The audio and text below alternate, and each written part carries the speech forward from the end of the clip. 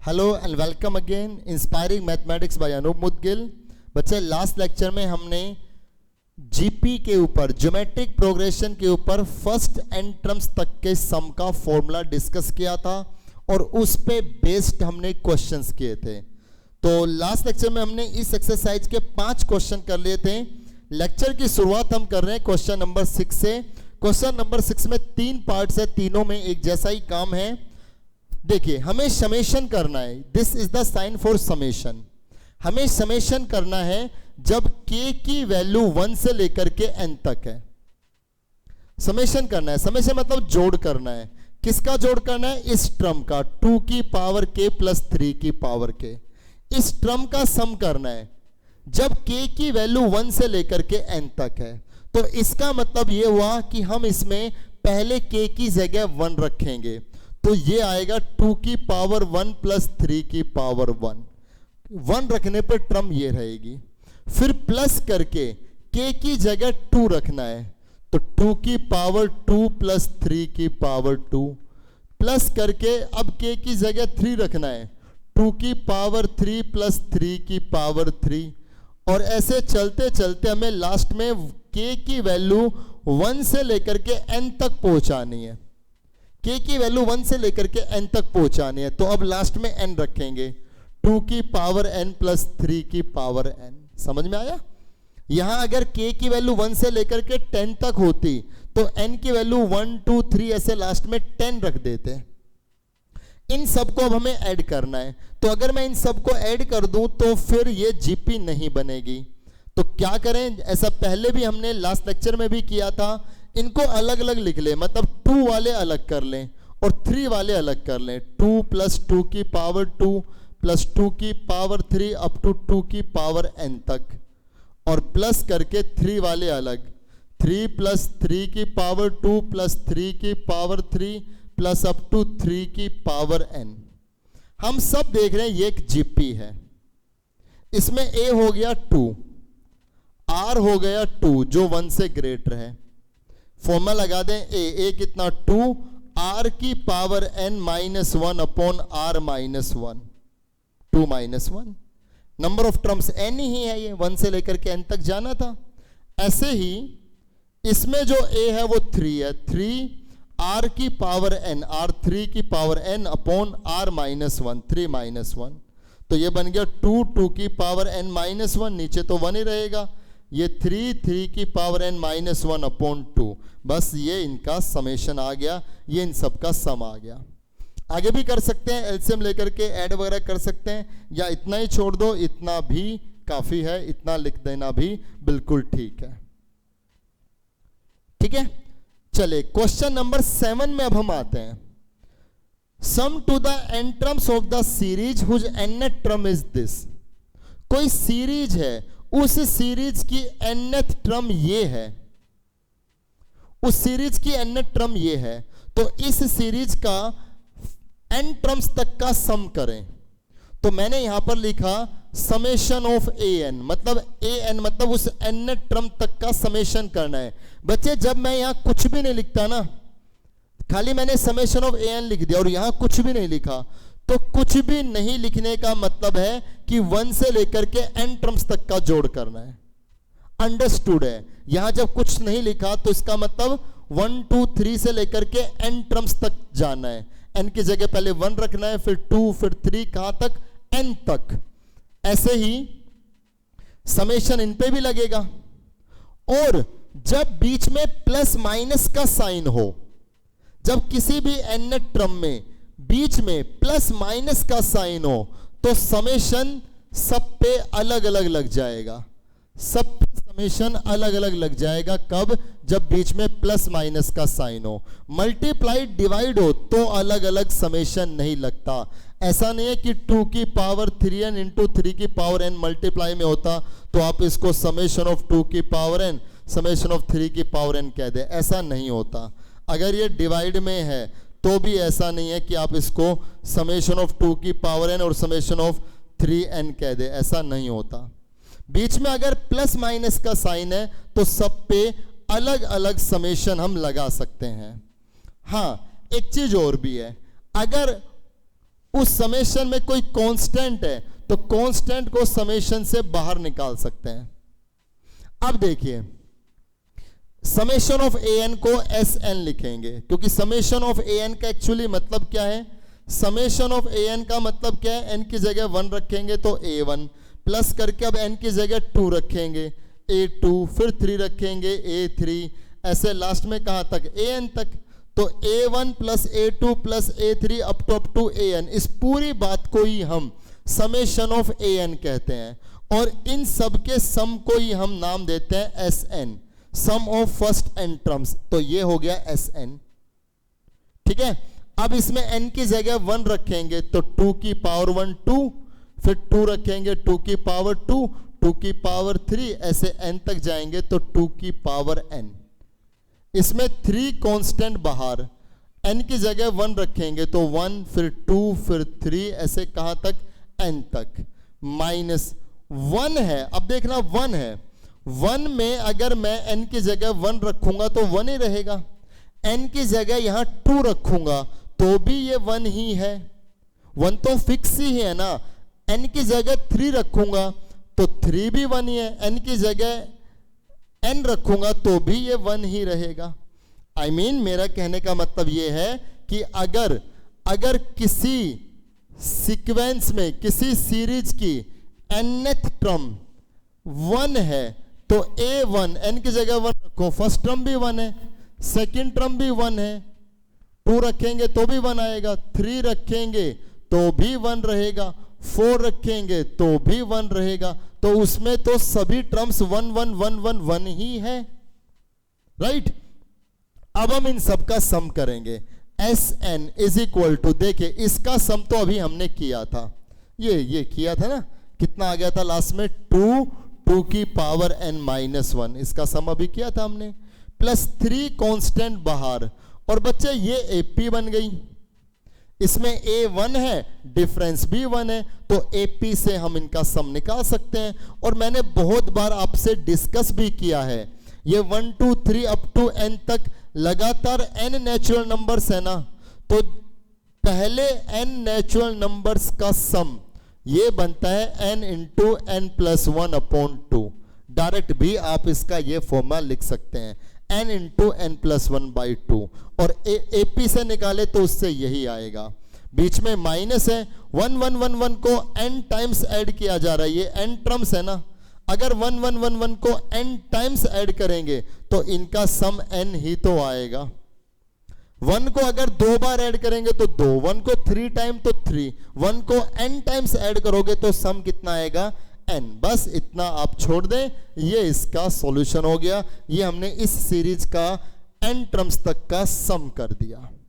आप अच्छे से समझ लें इस क्वेश्चन को, ठीक है, अच्छे से नोट कर लें, जो भी डाउट हो आप मेरे से पूछ लें, ठीक है। चलिए क्वेश्चन नंबर 8 में अब हम आते हैं। क्वेश्चन नंबर 8 में बच्चे स्टेटमेंट है, the sum of first 3 terms of a GP is to the sum of first 6 terms as 125 ratio 152, find the common ratio of the GP.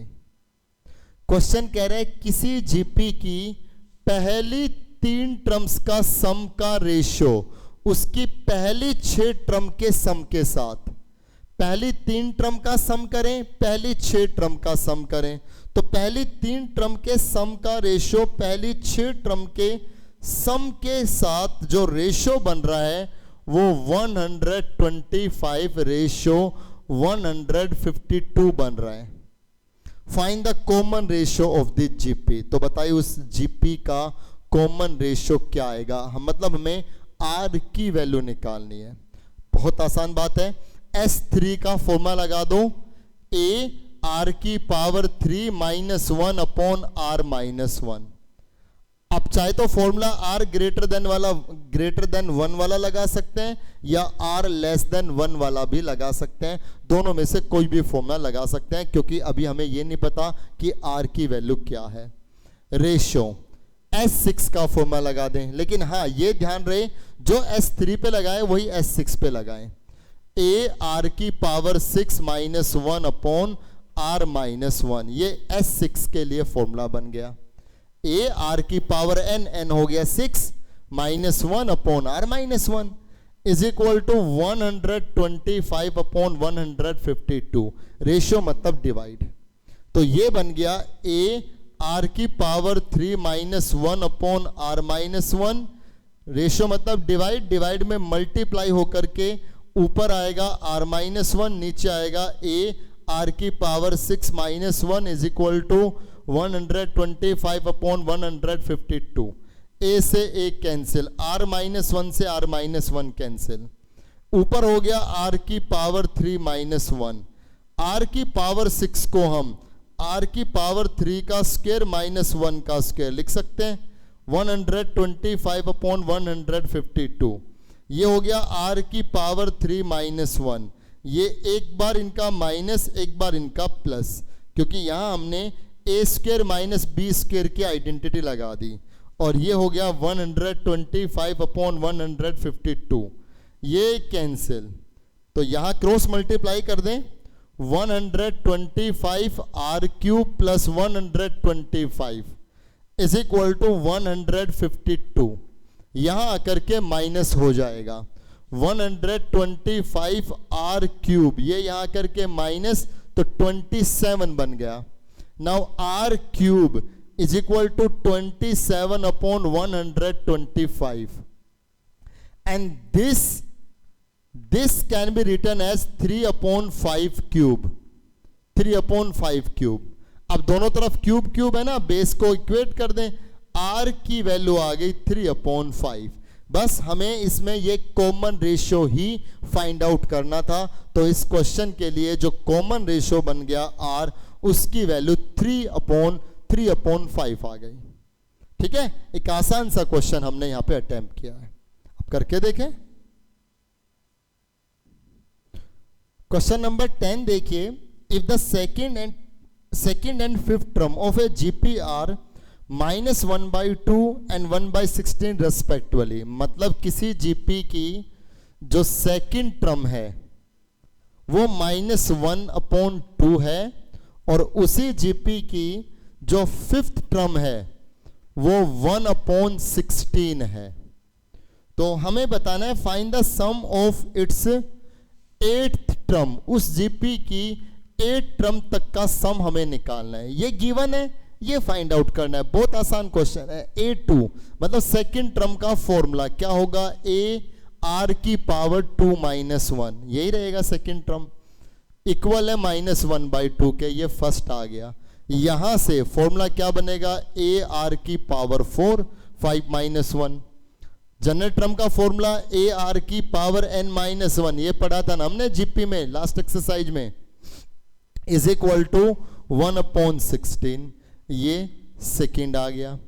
अब 2 डिवाइडेड बाई 1, इस 2 को 1 से डिवाइड कर दें, लेफ्ट को लेफ्ट से, राइट को राइट से, a r की power 4 upon a r, 1/16 divided by -1/2 cancel, यहां r की पावर 3 आ गया, 1/16 मल्टीप्लाई -2/1 आ गया, तो r की पावर 3 -1/8, हम इसे r की पावर 3 -1/2 की पावर 3 लिख सकते हैं। तो यहां जब कंपेयर करेंगे तो r की वैल्यू -1/2 आ गई ना, r की वैल्यू कितनी आ गई, -1/2। r की वैल्यू -1/2 हम यहां रख दें तो a r की जगह कितना आएगा, -1/2 इज इक्वल टू -1/2, ये कैंसिल, a की वैल्यू 1 आ गई। अब हमें a भी मिल गया, r भी मिल गया, S8 आप निकाल सकते हो, इसमें तो कोई प्रॉब्लम है ही नहीं, फॉर्मूला लगा लो, r देख करके r 1 से कम है तो S8 का फॉर्मूला आप इजीली सोल्व कर सकते हैं। अगर हम बात करें क्वेश्चन नंबर 11 पे, क्वेश्चन नंबर 11 की स्टेटमेंट है, find the least value of n for which the sum of 1 + 3 + 3 square plus up to n is greater than 7000। मतलब इसमें इसमें ये जो n है मतलब ये कम से कम कितनी टर्म्स लें, n की मिनिमम वैल्यू कितनी होगी, मतलब कम से कम ये कितनी टर्म्स ली जाए ताकि इनका सम 7000 से ज्यादा आए। ये कितनी टर्म्स हो कि इनका सम 7000 से ज्यादा आए। तो करते हैं, a हो गया 1, r कितना आएगा 3, तो 3 एक से ज्यादा है, 3 की power n minus 1 upon r minus 1, 3 minus 1 greater than 7000, तो 3 की power n minus 1 greater than 3 minus 1 2 हो गया, दोनों तरफ 2 से मल्टीप्लाई है तो ये 14000 हो गया। 3 की पावर n ग्रेटर देन 14001, 14001। अब आपको ये देखना है 3 की पावर कितनी की जाए, 3 की पावर कितनी की जाए कि वो 14001 से ज्यादा बने। बच्चे अगर मैं इसको एक एक्चुअल मैथमेटिक्स से करना चाहूं तो यहां मुझे इसको सोल्व करने के लिए दोनों तरफ लॉगरिदम लेना होगा, तब ये सोल्व होता है। लेकिन ऐसा मैथमेटिक्स में लॉगरिदम ज़्यादा लेने की ज़रूरत नहीं है, मतलब हमें लॉगरिदम टेबल की भी ज़रूरत नहीं है यहाँ पर। अगर मैं पूरा मैथमेटिकली समझाऊं तो लॉगरिदम से सोल्व होगा, लेकिन हमारी मैथमेटिक्स की बुक में पीछे लॉगरिदम टेबल नहीं देते। मतलब कहने का ये है कि हम कुछ लॉजिक्स लगा करके उन सब क्वेश्चंस को सोल्व कर सकते हैं। तो आप ट्रायल एंड एरर मेथड लगा करके देखें, मतलब n की जगह आप देखिए n की जगह 6 रखोगे तो आपको 3 की कुछ पावर तो डायरेक्ट याद होनी चाहिए। 3 की पावर 6 729 होता है, तो 3 की पावर 8 दो पावर और हो गई ना, 729 इंटू 9 होगी, तो आप देखिए कितनी मल्टीप्लाई आएगी, 63 मतलब 6300 कुछ आएगी ना, और उसको 9 से मल्टीप्लाई और करोगे आप तो आप देखोगे कि n की वैल्यू अगर 9 हुई, मतलब 3 की पावर 8 तक जो आएगा ना वो तो ग्रेटर देन, मतलब वो तो 14001 से कम रहेगा। लेकिन n की वैल्यू अगर 9 आ गई, मतलब 3 की पावर अगर आप 9 निकाल करके देखोगे तो वो 14001 से ज्यादा आएगी। तो मिनिमम वैल्यू n की कितनी हुई 9। अब डायरेक्ट लिख देंगे, ये मिनिमम वैल्यू है, ये लिस्ट वैल्यू है, लिस्ट वैल्यू ऑफ n, ये n की मिनिमम वैल्यू है जो इसको 14001 से ज्यादा बनाएगी। क्यों? क्योंकि 3 की पावर 9 अगर 14001 से ज्यादा है तो फिर तो 3 की पावर 10, 3 की पावर 11, मतलब 9 के बाद जितने भी 3 की पावर लगाओगे वो सब तो 14001 से ज्यादा आएंगी। तो मिनिमम वैल्यू कितनी हुई 9। यही इसमें पूछ रहा था कि n की लिस्ट वैल्यू कितनी होगी जो इसको इससे ग्रेटर बनाएगी, वो है 9। ठीक है, तो ये क्वेश्चन आप करके देख लें। क्वेश्चन नंबर 12 और 13 दोनों ही एक जैसे क्वेश्चन है, तो कोई एक क्वेश्चन करते हैं फिर ये एक्सरसाइज हमारी कंप्लीट हो जाएगी। क्वेश्चन नंबर 13 में आते हैं बच्चे। स्टेटमेंट आप देखिए, 12th भी बिल्कुल इसके जैसा ही आप स्टेटमेंट पढ़ करके समझें, इस क्वेश्चन नंबर 13 की तरह ही 12th समझ में आपको आ जाएगा। If S1, S2, S3 be respectively the sum of n, 2n and 3n terms of a GP, मतलब जो S1 है, S1 किसी GP की फर्स्ट n टर्म्स का सम है, तो हम S1 को a r की power n minus 1 upon r minus 1 लिख सकते हैं कि जो S1 है वो इस GP की पहली n टर्म्स का सम है, और कह रहा है जो S2 है वो उसी GP की पहली 2n टर्म्स का सम है। तो मैं इसको a r की power 2n minus 1 upon r minus 1 लिखूंगा, क्योंकि ये S2 रिप्रेजेंट कर रहा है उसकी पहली 2n टर्म्स के सम को, और जो S3 है वो उस GP की पहली 3n टर्म्स का सम बता रहा है।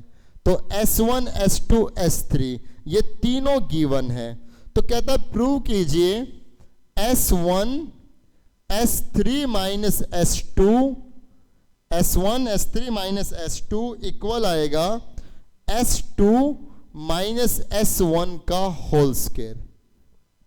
ये हमें प्रूव करना है। S1, S3 minus S2 is equal to S2 minus S1 का होल स्क्वायर, ये हमें प्रूव करना है। तो बच्चों हम इसके लेफ्ट हैंड साइड को सोल्व करेंगे। पहले लेफ्ट हैंड साइड में कितना है, S1 S3 minus S2, S1 रख दीजिए। S1 कितना है, A R की power n minus 1 upon R minus 1, ये S1 लिख दिया हमने। फिर कितना S3, मतलब ये A R की power 3n minus 1 upon R minus 1 minus S2, S2 मतलब ये A R की power 2n minus 1 upon R minus 1। इन दोनों से A अपॉन R माइनस 1 यहां भी और यहां भी है, दोनों से A upon R minus 1 common आएगा, तो A जब यहां आएगा तो ये A स्क्वायर हो जाएगा और R की पावर n माइनस 1, और यहां से जब R माइनस 1 कॉमन आएगा, R माइनस 1 पहले भी बाहर है, तो ये R माइनस 1 का स्क्वायर बन गया, और यहां रिजल्ट रह गया R की पावर 3n माइनस 1, R की पावर 3n माइनस 1, और ये बन गया माइनस R की पावर 2n, और ये माइनस कितना हो गया, प्लस 1, 1 से 1 कैंसिल। ठीक है, तो यहां रिजल्ट बन गया A स्क्वायर R की power n minus 1 upon R minus 1 का होल स्क्वायर। ध्यान से देखना बच्चों, लास्ट क्वेश्चन इस एक्सरसाइज का, बस इतना ही रखें इस लेक्चर में। ठीक है, ज्यादा काम नहीं रखेंगे, कभी आप सोच रहे हैं कि इस लेक्चर में और भी काम होने वाला है। इन दोनों से R की पावर 2n कॉमन, R की पावर 3n, R की पावर 2n, R की पावर 2n कॉमन, तो यहां बच गया R की पावर n माइनस 1। तो रिजल्ट आया A स्क्वायर R की पावर 2n, और ये दोनों मिलकर के R की पावर n माइनस 1 का होल स्क्वायर बनाएंगे, और नीचे आ गया R माइनस 1 का स्क्वायर। ये हमने जब सोल्व किया लेफ्ट हैंड साइड को, तो इसका रिजल्ट ये बना। ठीक है, अब हम सोल्व कर रहे हैं राइट हैंड साइड को। तो राइट हैंड साइड में जो गिवन है हमारे पास वो है S2 माइनस S1 का होल स्क्वायर। तो चलिए राइट हैंड साइड को भी सोल्व कर लेते हैं। आपने देखा लेफ्ट हैंड साइड को कैसे सोल्व किया, अब हम राइट हैंड साइड को सोल्व कर रहे हैं जिसमें गिवन है S2 minus S1 whole square. तो S2 मतलब ये A R की power 2n minus 1 upon R minus 1 minus S1 मतलब A R की power n minus 1 upon R minus 1 और पूरे का square. S2 minus S1 whole square. दोनों से ही A अपॉन R माइनस 1 बाहर आएगा, लेकिन स्क्वायर है इस बार। जब दोनों से A R माइनस 1 बाहर निकालेंगे तो स्क्वायर के साथ बाहर आएगा, मतलब A स्क्वायर R माइनस 1 का स्क्वायर ये बाहर आ गया। यहां पर कितना रह गया, R की पावर 2n माइनस 1 और ये माइनस R की पावर n प्लस 1 और इस पे स्क्वायर, ये 1 से 1 कैंसिल। रिजल्ट हो गया A स्क्वायर। अब इन दोनों से R की पावर n कॉमन, यहां R की पावर n माइनस 1 इस पूरे पे स्क्वायर अपॉन R माइनस 1 का स्क्वायर। बच्चों ये हो गया A स्क्वायर। जब हम इस पे स्क्वायर लगाएंगे तो R की पावर 2n हो गया, इस पे भी जब स्क्वायर लगेगा तो R की पावर n माइनस 1 का होल स्क्वायर और नीचे R माइनस 1 का होल स्क्वायर है ही। अब आप देखिए ये जो राइट हैंड साइड है ये वही आगे जो लेफ्ट हैंड साइड है, ये दोनों रिजल्ट सेम आ गए। ठीक है, तो इसमें लेफ्ट हैंड साइड और राइट हैंड साइड दोनों इक्वल हो गई। S1 S2 S3 ये गिवन थे। बिल्कुल इसके जैसा ही आप क्वेश्चन नंबर 12 करके देख लें। और इसके साथ हमारी ये एक्सरसाइज जो बेस थी sum of first n terms in a GP complete हो जाती है। नेक्स्ट लेक्चर में जब हम आएंगे तो स्टार्ट करेंगे ज्योमेट्रिक मीन। तब तक आप इस पे सारा काम कंप्लीट कर लें। Thank you very much.